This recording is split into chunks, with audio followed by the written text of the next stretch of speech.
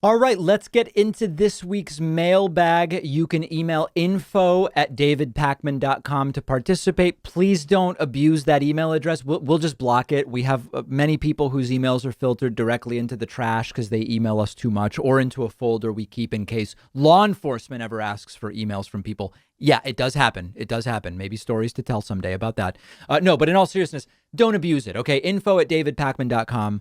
Let's jump right into our first email. First email is from Alexander, who says, I'll just get to the point. You are a loser and always will be. Lost in space, sleepy Joe Biden and his administration opened the eyes of so many that voted for him by all of his screw ups since taking office, and now realize what a stupid mistake it was to have believed the lies of his campaign message. 2024 is just around the corner, and once again, America will be great again under the leadership of President Donald Trump. I disagree with the characterization of what Trump's leadership would be, but I don't for a second take issue with the very real possibility that Donald Trump will be president again. This country is dumb enough to do it again. They were dumb enough to do it once when it was obvious it would be a disaster, and it was. And they are clearly eager to do it again. So it's going to come down, as it often does, to turnout. There will be, no matter what Trump does between now and 2024, other than maybe die, and even then they might still put him on the ballot and vote for him. No matter what Trump does between now and 2024, there will be tens of millions of people, just like the guy who emailed me, who will gleefully vote for another 4 years of that insanity. So we need to be prepared. I disagree it'll be great, but the emailer is absolutely right. You very well could see Trump again in 2024. And that's a very scary, scary thing. Here's another very aggressive message. I'm going to read it as written. OK, and yeah. Well, gay Jews boy. Ever thought that the man you hate so much is the peacemaker in the Middle East, ye Trump? No, you are so full of hate, and beside that, so stupid not to see what this dementia Joe Biden is doing to the USA. Never a single word from you about the laptop full of sex with underage girls, the money scam for the big man. From the Ukraine, flying the Air Force One, the private deal made. The Biden family is the most big crime family ever in the White House. Then he cannot speak one good word after the other, one great disaster. So tell me, boy, how on earth can you put up with this and saying nothing about it?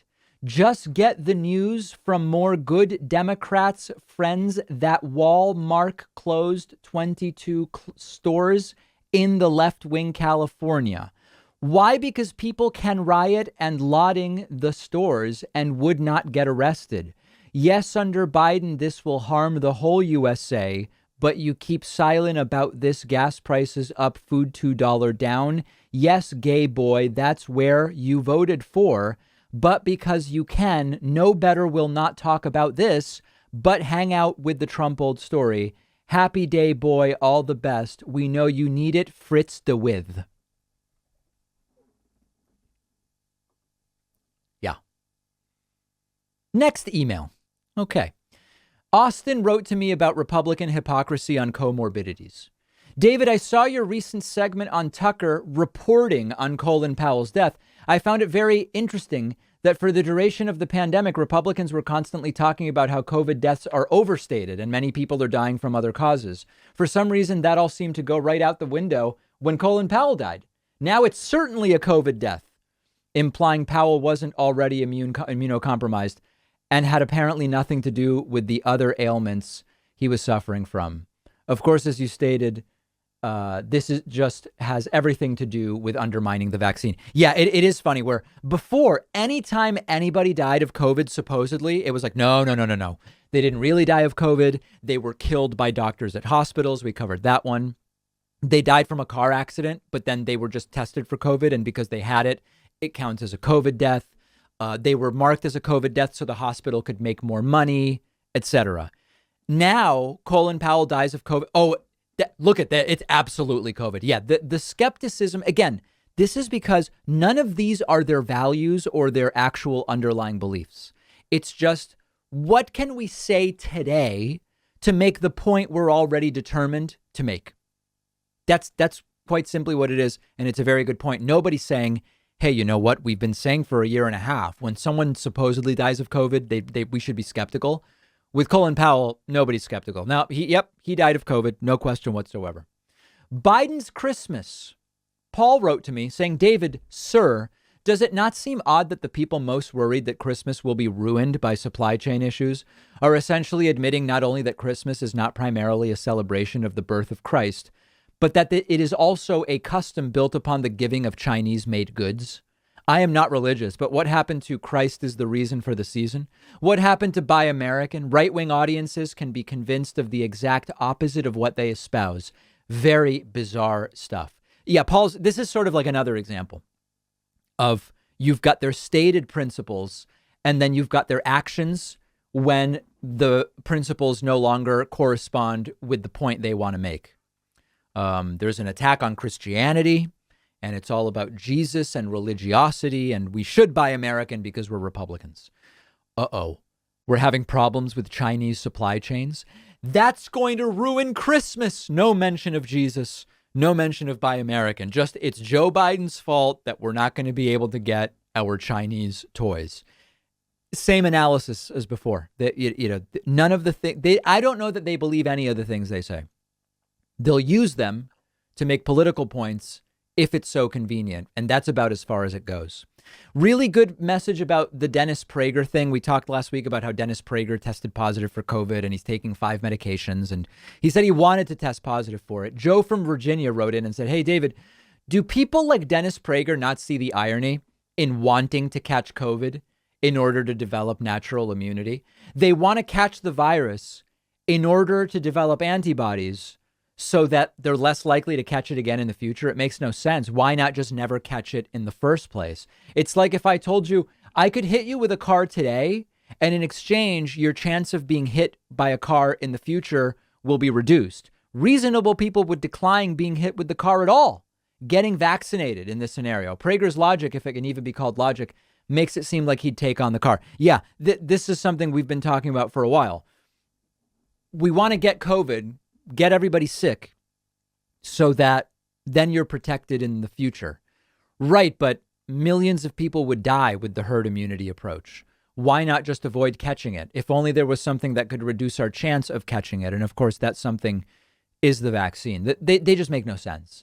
There was a time, and maybe it to some degree still applies, although I don't know enough about it. Before there was any chickenpox vaccine, there would be the idea of you get your kids together so that they pass chickenpox and you get it out of the way, because getting chickenpox as an adolescent or an adult or shingles, it can be really, really, really bad. So that's something that used to go on like when my parents were kids. Even when I was a kid, it was already not being done that I'm aware of.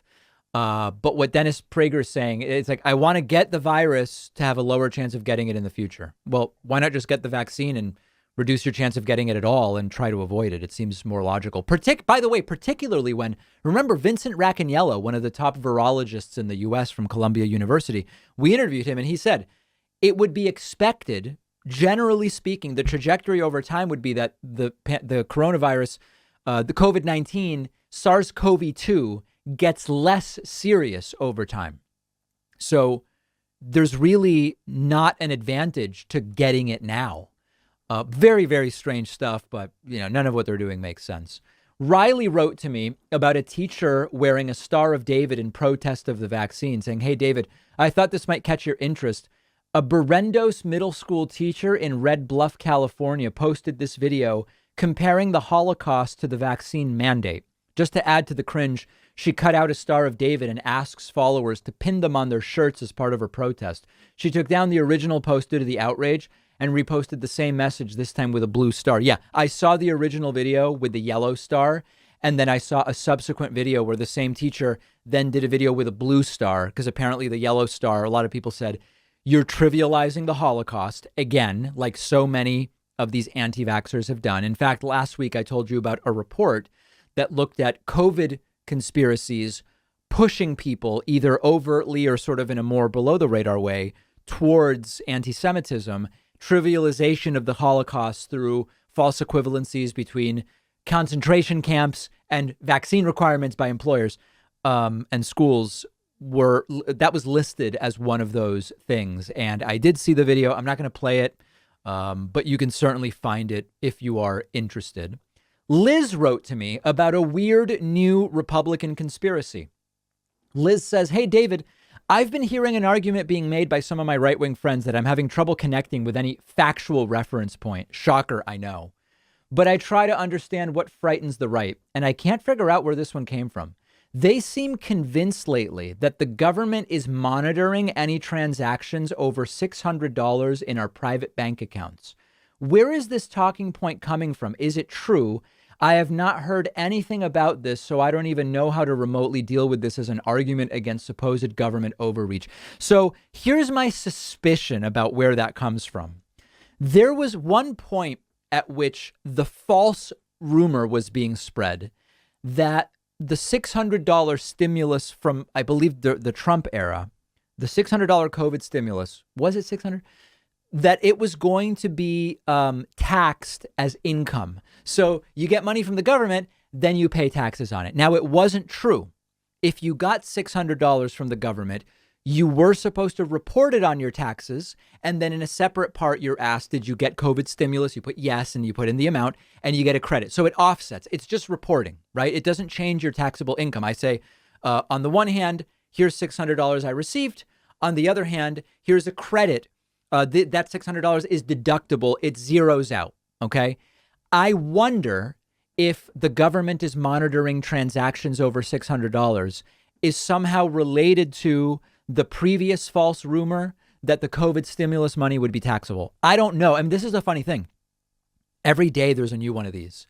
And sometimes we know where it comes from. Sometimes we don't. Sometimes, hilariously or tragically, these come from just misunderstanding some other false conspiracy delusion.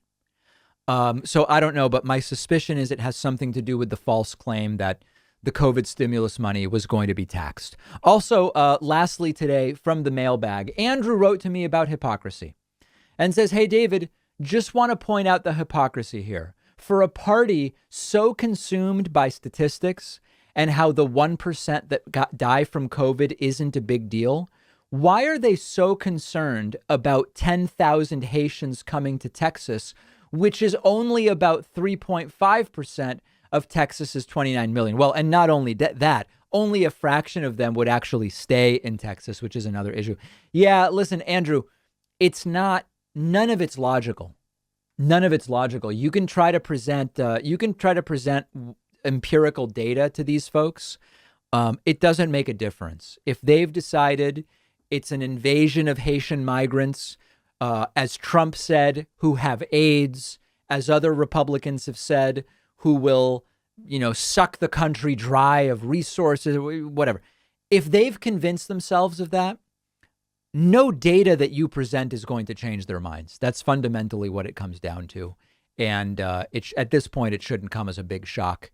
We've got a great bonus show planned for you today. There's another show. Every day we do the 1 hour broadcast show podcast. That's this that you're listening to, watching right now, excuse me. And then we do an additional bonus show just for our members. You can sign up at joinpakman.com. Use the coupon code felony21. It's such a big discount. It should be a felony. I think actually Ted Cruz wants to make it one, but we're pushing against that. Big discount, felony21. Joinpakman.com. See you on the bonus show.